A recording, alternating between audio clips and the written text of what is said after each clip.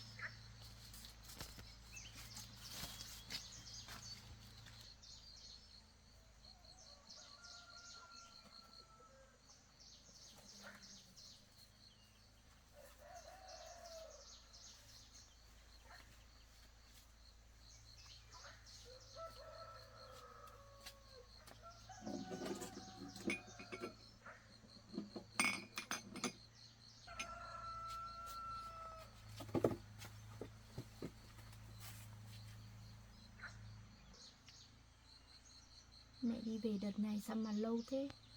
Chẳng thấy về với mình à? Gọi điện thì cũng không thấy được nữa. Lẽ ra Tết năm nay mẹ phải về đây ăn Tết với mình chứ.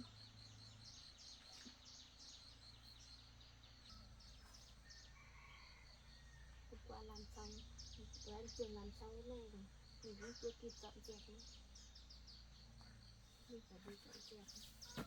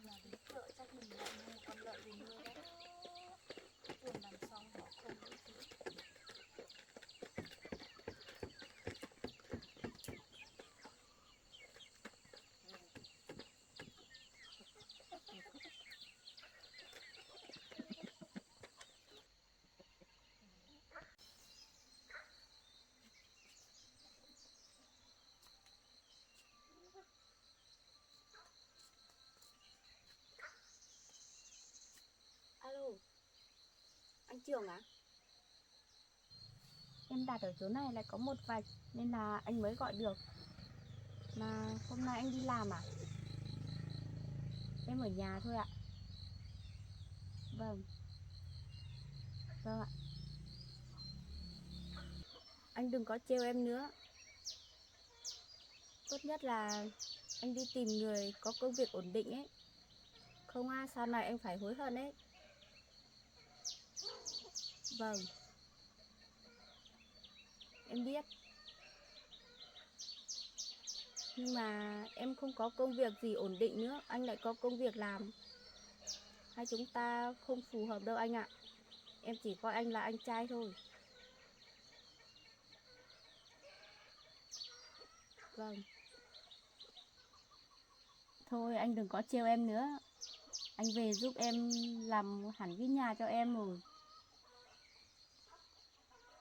Anh đừng có trêu em nữa nhá. Em chỉ coi anh là anh trai của em thôi.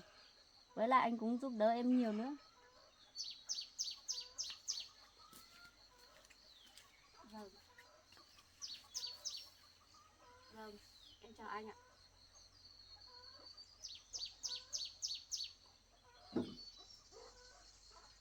Ngại quá. Mỗi lần anh đấy vào đây suốt ngày nói bảo là muốn dành tình cảm cho mình. Nhưng mà không biết anh đấy có nói thật không? Hay là sau này anh đấy lại thay đổi như anh Hợp bây giờ?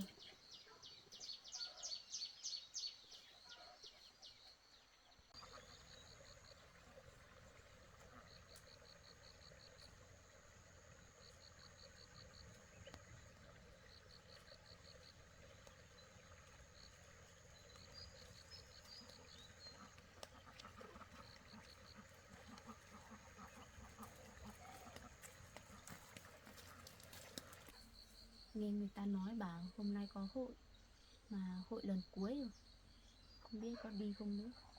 Mà giờ này cũng không biết ra đường có xe đưa mình đưa không. Ơ, chú ơi, chú đi đâu đấy? Chú ra đây có một chút việc. Thế chú ngồi đây ạ.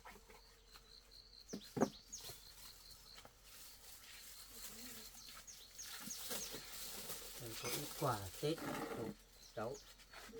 Chú về chơi được rồi, còn mang quà gì nhiều thế? Thế năm nay không thấy xuống nhà chú chơi.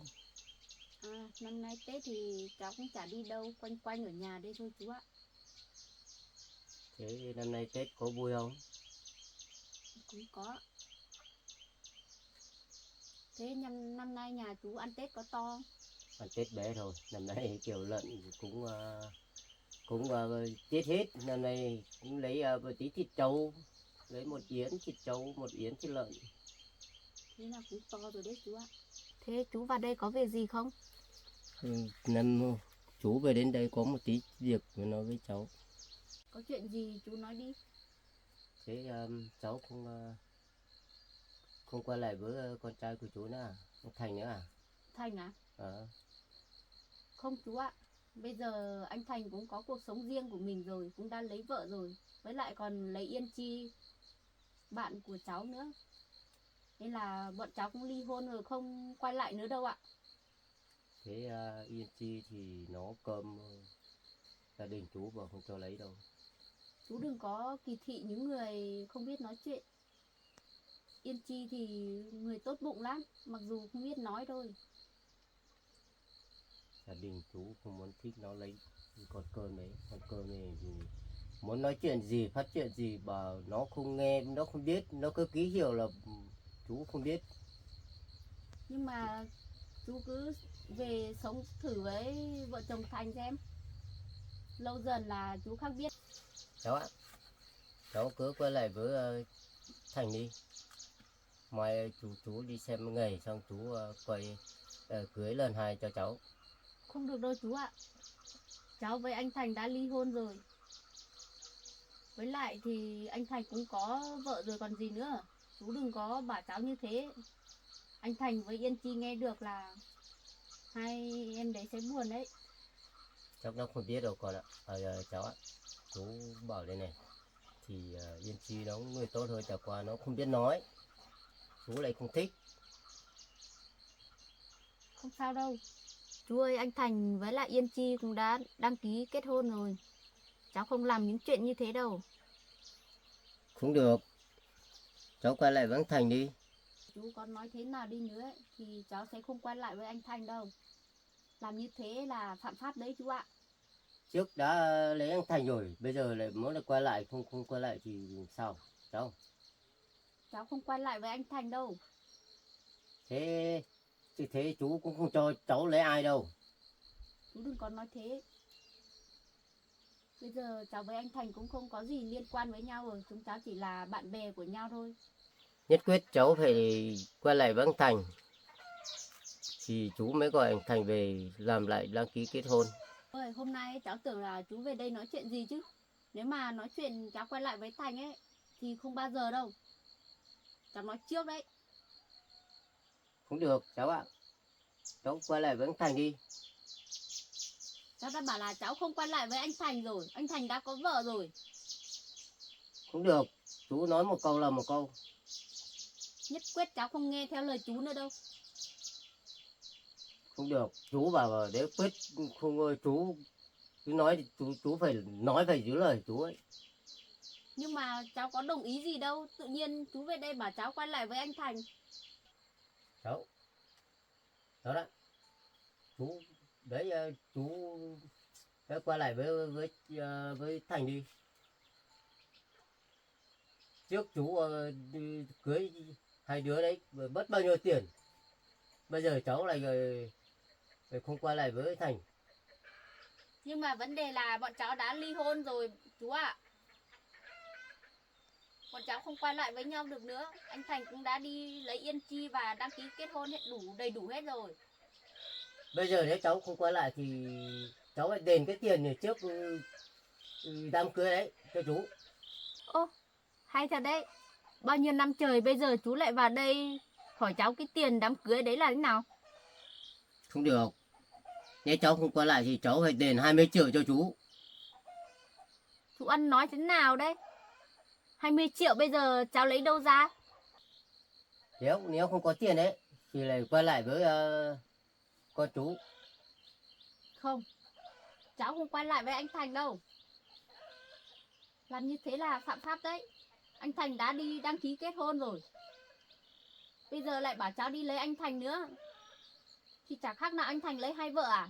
Không được, Thành nó không lấy hai vợ, chả qua chú không muốn thích nó lấy cái Yên Chi đấy. Pháp luật đã không công nhận rồi, anh Thành đã đi đăng ký kết hôn rồi. Được pháp luật bảo vệ nữa, bây giờ lại bảo cháu đi đăng ký kết hôn với anh Thành nữa.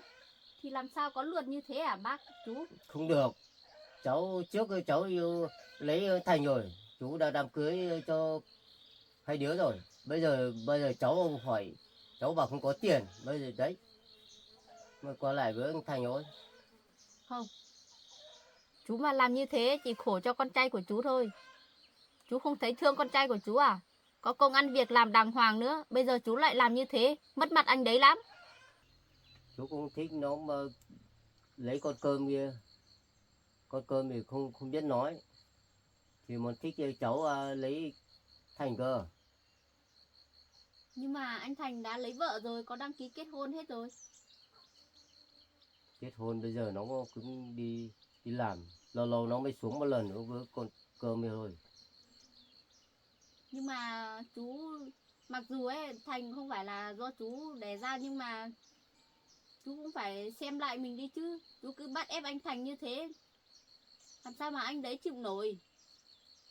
Chú là quyết định của chú bảo là nó không lấy con cơm kia nữa, về thì lấy người biết nói cơ, nó có công ăn việc làm.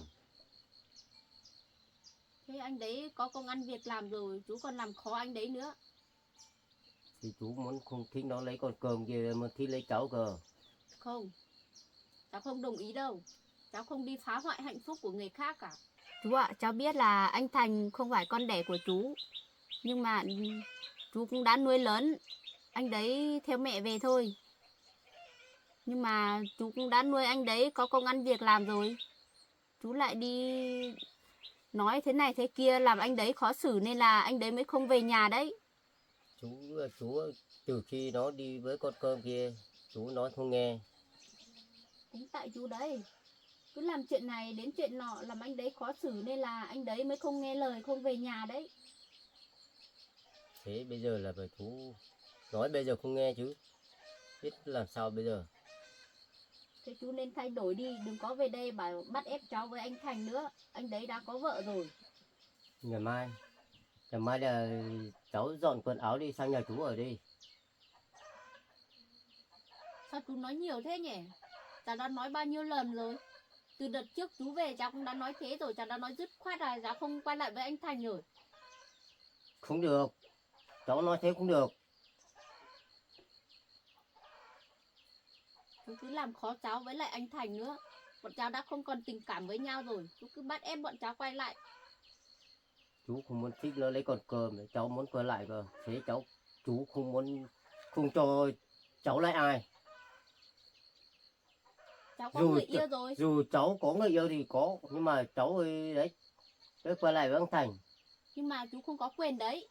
Cháu yêu ai hay là lấy ai là việc của cháu chứ. Cháu nếu không nhất quyết thì không lấy anh Thành thì cháu phải lấy 20 triệu cho chú. Chú lấy tiền đi lấy vợ cho ông Thành. Chú ơi, cái tiền cưới ngày xưa ấy thì sao lúc bố mẹ cháu ở nhà sao chú không về tìm đi. Bây giờ về tìm cháu làm gì? Đấy bây giờ cháu không có tiền thì đấy quay lại với ông Thành đi. Cái tiền 20 triệu đấy bố mẹ cháu cũng đã mua đồ để đi cưới cho cháu hết rồi còn gì nữa. Mua cho nhà chú đây. Có một tí áo rách rồi, không có gì đâu. Chú đừng có chê. Chỗ đấy gần 20 triệu đấy. Chỉ có 4 cái chắn, một cái nồi 70 lít. Mấy cái chăn đấy cũng đắt tiền đấy chứ. Không đắt tiền đâu, không để không bằng 20 triệu đấy đâu cháu ơi. Chú nói hay thật đấy. Không được. Nếu không lấy anh Thành thì thì không quay lại với anh Thành thì phải trả tiền 20 triệu đấy cho chú. Còn lâu cháu mới giả. Đừng có mà về đây dọa cháu. Không được, nếu cháu không lấy tiền được thì đấy cháu phải đi lấy anh Thành thôi. Cái tiền ấy bây giờ thì không có tiền để trả đấy. Nhưng mà cháu cũng đã mua đồ sang nhà chú, với lại cháu cũng dùng mấy cái chăn nồi các kiểu đây. Chứ không phải là tiền đấy à? Tiền biết là tiền đấy rồi, nhưng mà không được. Cái đấy ít không được. Bây giờ nó bỏ anh Thành thế không được. Chú ạ, cháu không nói nhiều nữa. Chú nên tôn trọng quyết định của con trai chú đi. Đó. Bây giờ cháu quay lại với anh Thành hay là trả tiền? Cháu không quay lại với anh Thành và cháu cũng không trả tiền. Tiền đấy ngày xưa cũng dùng hết rồi. Ngày xưa ấy, cháu với chú cũng là bố con đấy. Cũng đừng có mà làm khó dễ cho cháu như thế. Không được. Cháu nếu trong vòng ngày mai nếu không được tiền cho chú là không được. Đấy. Nếu không quay lại với anh Thành thì là cháu trả tiền trong vòng ngày mai. Say thế nào say? Cháu không giả, cháu có tiền đâu mà giả chú. Bây giờ cháu cũng không quay lại với anh Thành nữa. Thế là do duyên số bọn cháu không đến được với nhau nên là bọn cháu mới ly hôn đấy chứ. Thế không được.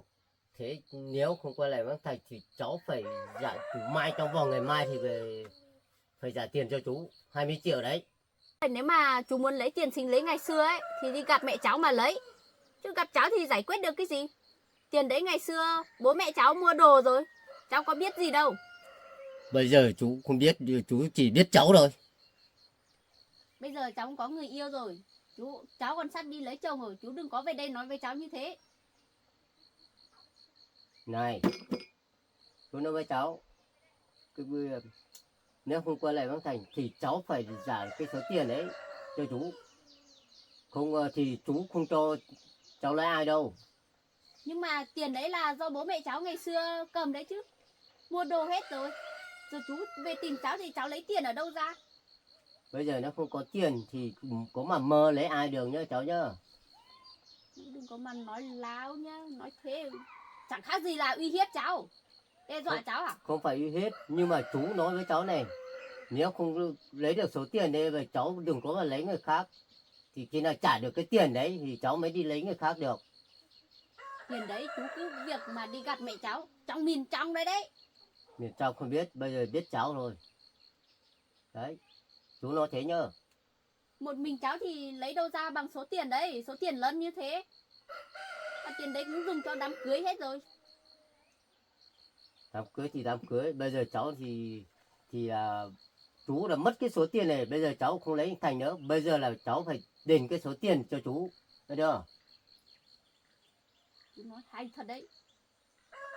Nhưng mà ai cũng như chú á, thì người ta bỏ nhau ly hôn, người ta chả đòi hết tiền sinh lễ à? Không, chú là khác, không phải cả làng chung thế, nhưng mà riêng nhà chú thì chú nói như thế, đấy. Chú khó tính vừa vừa thôi chứ.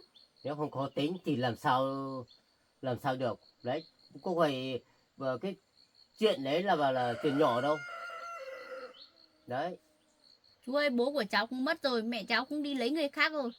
Bây giờ chú vào đây tìm tiền với cháu lấy tiền đâu ra? Nếu bây giờ không có tiền, cháu phải lấy anh Thành. Lấy là lấy thế nào? Anh đấy đã đăng ký kết hôn với Yên Chi rồi còn gì nữa. Chị không Mà biết. cháu có còn tình cảm với anh Thành nữa đâu. Nếu mà còn tình cảm ấy sao bọn cháu ly hôn được? Thì tại bọn cháu rồi, cháu cũng đấy, bây giờ cháu nó không có tiền đấy, cháu phải quay lại với anh Thành. Chú lại không thích như con người cơm đâu. Đấy, thì thích những người như cháu cơ. Đấy là việc của chú đấy chứ, phải việc của cháu đâu. Đấy là do anh Thành lựa chọn đấy chứ. Đấy, nói cháu con cái à? Cháu đã bảo là cháu không có tiền rồi. Với lại cháu cũng không quay lại với anh Thành đâu.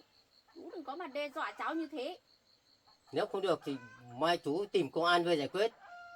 Này, Nhà cháu ở đây rồi, biết thế nhá. chú cứ thử đi gọi công an về xem họ giải quyết thế nào.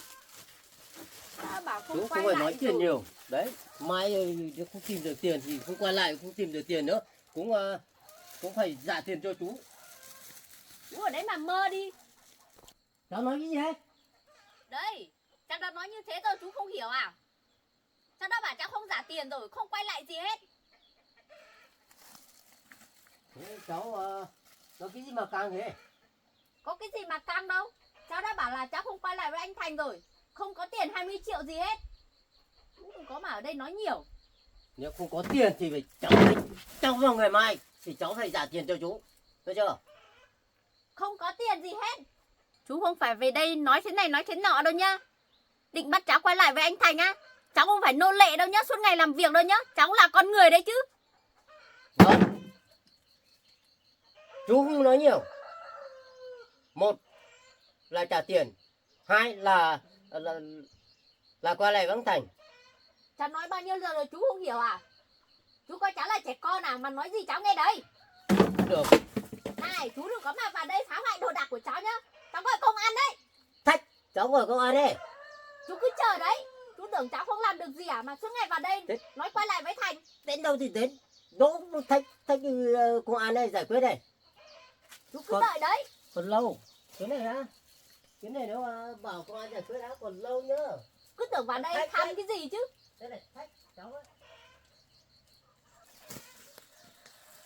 Này, trong vòng ngày mai nhá, phải tìm 20 triệu cho tôi. Nếu không là không có tiền, mai về đây, tôi không có tiền, tất cả liều luôn. Này, chú đừng có mà nói thế nhá. Này, trong vòng ngày mai, cháu phải tìm tiền xuống trả cho chú. Nếu không được thì đấy, Là một đi nhà chú ở.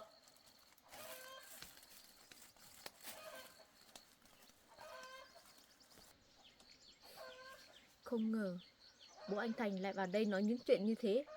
Đã thế còn đe dọa mình, bắt mình phạt mình 20 triệu đấy chứ. Mình đấy đâu ra tiền nữa.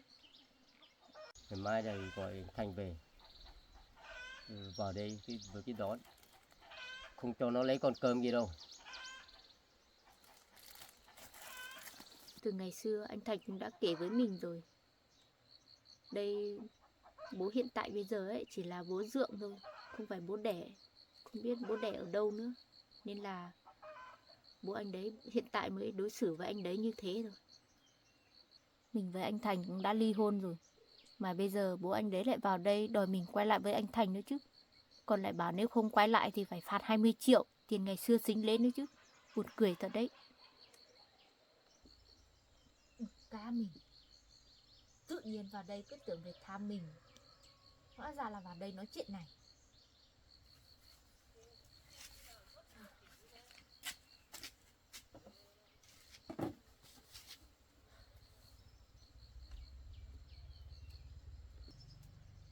Giờ bố anh đấy lại bảo phạt mình 20 triệu chứ.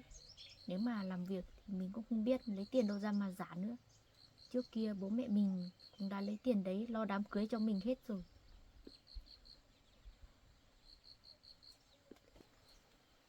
Mẹ thì cũng không thấy gọi điện được, cũng không thấy về. Cũng may là hôm qua anh Trường về hộ mình làm cái này thì bố anh Thành không vào. Nếu mà vào thì không biết xảy ra chuyện gì nữa.